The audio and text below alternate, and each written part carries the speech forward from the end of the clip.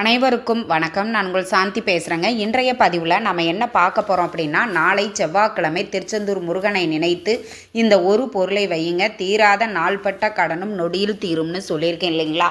அப்படிப்பட்ட என்ன ஒரு பொருளை நம்ம வைக்கணும், இந்த செவ்வாய்க்கிழமை எப்படி நம்ம முருகப்பெருமானை வழிபாடு செய்யணும் அப்படிங்கிறத பற்றி இந்த பதிவில் நாம் தெளிவாக பார்க்க போகிறோம்.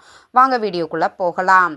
இப்போ பார்த்தீங்க அப்படின்னா, செவ்வாய்க்கிழமை முருகப்பெருமானை வழிபாடு செய்வதற்குரிய நாள் அப்படிங்கிறது எல்லாருக்குமே தெரியும்.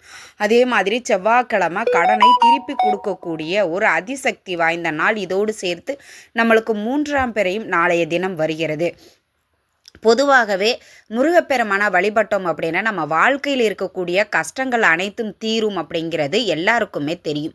நிறைய பேர் நான் முருகனை வழிபாடு செஞ்சுமே என்னுடைய கஷ்டம் தீர மாட்டேன்டுதுமா அப்படின்னு நிறைய சொல்லியிருக்கிறீங்க. ஒரு சூட்சமமான இந்த ஒரு வழிபாட்டை நீங்கள் செஞ்சு பாருங்கள். இது கடன் பிரச்சனையாக இருந்தாலும் சரி, இல்லை வேறு ஏதாவது ஒரு பிரச்சனையாக இருந்தாலும் சரி, இல்லை உங்களுக்கு ஏதாவது ஒரு ஒரு பிரார்த்தனை ஒரு வேண்டுதல் நிறைவேறணும். எனக்கு இப்போ உதாரணத்திற்கு சொந்த வீடு கட்டணும், நல்ல வேலை கிடைக்கணும், என்னுடைய குழந்தைக்கு திருமணம் நன்றாக நடக்கணும், குழந்தை பாக்கியம் வேண்டும், இப்படி பலருக்கும் பல வேண்டுதல்கள் இருக்கும். இது அனைத்தையும் நிறைவேற்றக்கூடிய ஒரு அதிசக்தி வாய்ந்தது இந்த செவ்வாய்க்கிழமை. இந்த செவ்வாய்க்கிழமையில் சூட்சமமான முறையில் இப்போ நான் சொல்லக்கூடிய இந்த முறையில் முருகப்பெருமானை நீங்கள் வழிபட்டு பாருங்கள். எப்பேற்பட்ட காரியங்களையும் உடனடியாக முருகப்பெருமான் நடத்தி வைப்பார். அதிலேயும் குறிப்பாக இந்த கடன் பிரச்சனை அப்படிங்கிறது எல்லாருக்குமே அது ஒரு பெரிய பிரச்சனையாக தாங்க இருக்குது. இப்போ இருக்கக்கூடிய காலகட்ட சூழ்நிலைகளில் கடன் வாங்காதவங்க யாருமே கிடையாது. எல்லாருமே கடன் வாங்குகிறோம். ஆனால் வாங்கிய கடனை நம்மளால் உடனடியாக திருப்பி கொடுக்க முடியுதா அப்படின்னா கிடையாது. அந்த கடனை அடைப்பதற்கு இன்னொருத்தர்கிட்ட வாங்கி கொடுக்க வேண்டிய சூழ்நிலையில் தான் எல்லாருமே வாழ்ந்துட்டுருக்கோம்.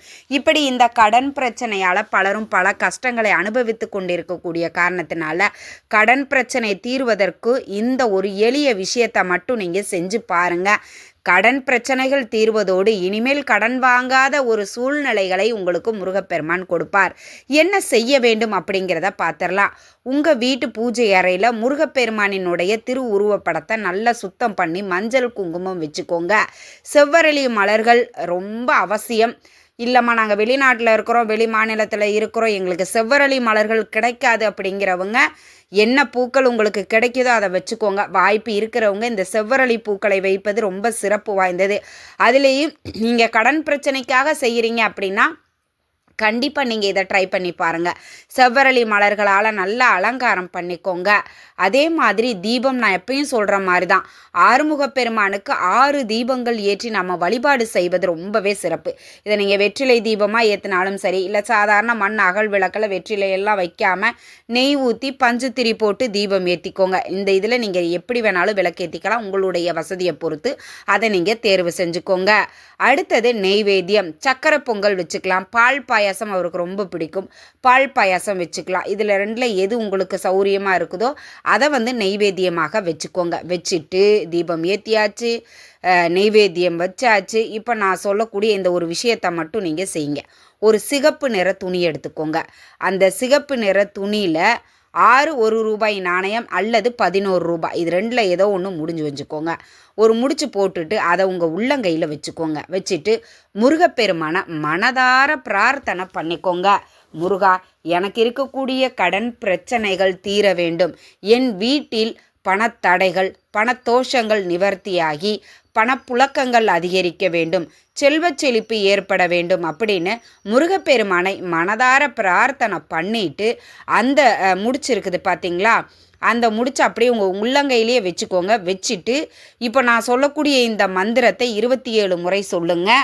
சகல காரிய ஜெயப்பிரதே ஜெய ஜெயா, சகல காரிய ஜெயப்பிரதே ஜெய ஜெயா, சகல காரிய ஜெயப்பிரதே ஜெய ஜெயா. இந்த மந்திரத்தை 27 முறை சொல்லிட்டு ஓம் சரவண பவ அப்படிங்கிற இந்த மந்திரத்தையும் 27 முறை சொல்லிட்டு முருகப்பெருமானின் பாதத்தில் அதை அப்படியே வச்சிருங்க. தீபதூப ஆராதனை எல்லாம் காட்டி உங்களுடைய பூஜையை நீங்கள் நிறைவு செய்து கொள்ளுங்கள். இப்படி செவ்வாய்க்கிழமை அன்று இந்த ஒரு எளிய வழிபாட்டை செய்யுங்க. இந்த காசை முடிச்சு வச்சுருக்கீங்க இல்லைங்களா, எதற்காக நீங்கள் செய்கிறீங்களோ, இல்லை குழந்தை பேருக்காக செய்கிறீங்க, கடன் பிரச்சனை தீர்றதுக்கு செய்கிறீங்க, ஒரு வீடு வேணும், புதுசாக நான் ஒரு வீடு கட்டணும்னு ஆசைப்பட்றேன், அதற்காக நீங்கள் செய்கிறீங்க, எதுக்காக நீங்கள் செஞ்சீங்களோ அது நிறைவேறிய பிறகு முருகப்பெருமான் திருச்செந்தூர் முருகப்பெருமான் கோவிலுக்கு உங்களால் போக முடியும் அப்படிங்கிறவங்க அங்கே போங்க. எங்களால் அவ்வளோலாம் வசதி இல்லைம்மா அப்படிங்கிறவங்க உங்கள் வீட்டிற்கு அருகில் எந்த முருகன் கோவில் இருக்குதோ அந்த முருகன் கோவிலுக்கு சென்று அந்த நீங்கள் காசு முடிச்சு வச்சிங்க இல்லைங்களா, அதை கொண்டு போய் முருகப்பெருமானினுடைய ஆலயத்தில் உண்டியலில் போட்டுடுங்க. இப்படி செய்யும் பொழுது கண்டிப்பாக உங்களுடைய வேண்டுதல்களை நொடி பொழுதில் முருகப்பெருமான் தீர்த்து வைப்பார். கண்டிப்பாக முருகன் மேல் நம்பிக்கை இருக்கக்கூடிய அனைவரும் இதை செஞ்சு பாருங்க. உங்களுக்கு முருகன் மேலே நம்பிக்கை இருக்குது அப்படின்னா ஓம் சரவண பவ அப்படின்னு கமெண்ட்ஸில் கமெண்ட் பண்ணுங்க. இந்த ஒரு எளிய விஷயத்தை செவ்வாய்க்கிழமை அன்று நாம் செய்வது சிறப்பான பலனை நம்மளுக்கு கொடுக்கும். எல்லாமே நான் வேண்டுறேன், எல்லா கோவிலுக்கும் போகிறேன், எனக்கு எதுவுமே நல்லது நடக்க மாட்டேங்குது, என் வாழ்க்கையில் எப்போ தான் நல்லது நடக்க ஆரம்ப பேர் அதை நினைச்சிட்டு இருப்பீங்க. கண்டிப்பாக செவ்வாய்க்கிழமை அன்று இந்த சூட்சமமான வழிபாட்டை செய்யுங்க. இப்போ நிறைய பேர் பெண்கள் மாதவிடாய் காலத்தில் இருக்கிறமா, இந்த செவ்வாய்க்கிழமை என்னால் செய்ய முடியாது, அடுத்து வரக்கூடிய செவ்வாய்க்கிழமை நாட்களில் நாங்கள் செய்யலாமா அப்படின்னா தாராளமாக செய்து கொள்ளலாம். எந்த ஒரு தவறுமே கிடையாது. இங்கிஸ் இந்த பதிவை நீங்கள் ரொம்ப லேட்டாக தான் பார்க்குறீங்க அப்படின்னாலும் பிரச்சனை இல்லை.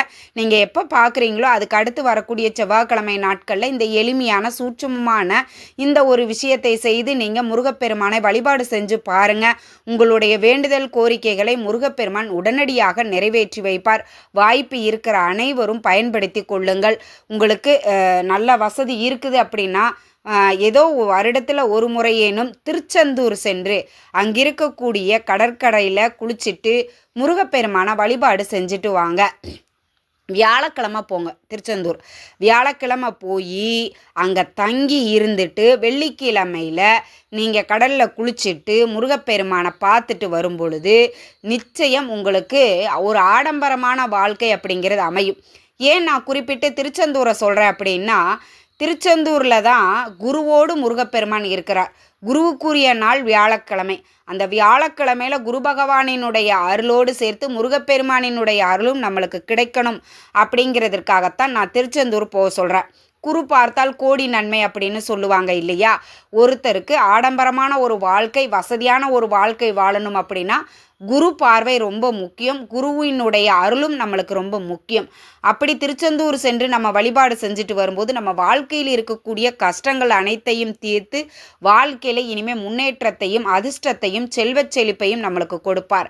நம்பிக்கை இருக்கக்கூடிய அனைவரும் சென்று பாருங்கள். நிச்சயம் உங்களுக்கு நல்ல பலன்கள் கிடைக்கும். இதில் பௌர்ணமியில் நீங்கள் போனீங்க திருச்செந்தூர் அப்படின்னா இன்னுமுமே கூடுதல் சிறப்பானது. ஏன்னா பௌர்ணமியில் அந்த நில ஒளியில் நாம் அந்த கடற்கரையில் தூங்கி எழுந்திருச்சு அடுத்த நாள் அந்த விஸ்வரூப தரிசனம் செய்து வழிபாடு செஞ்சுட்டு வருவது, அதுலேயும் திருச்செந்தூரில் கொடுக்கக்கூடிய அந்த பன்னீர் இலை அந்த பிரசாதத்தை வாங்கிட்டு வந்து வீட்டில் பாருங்கள்.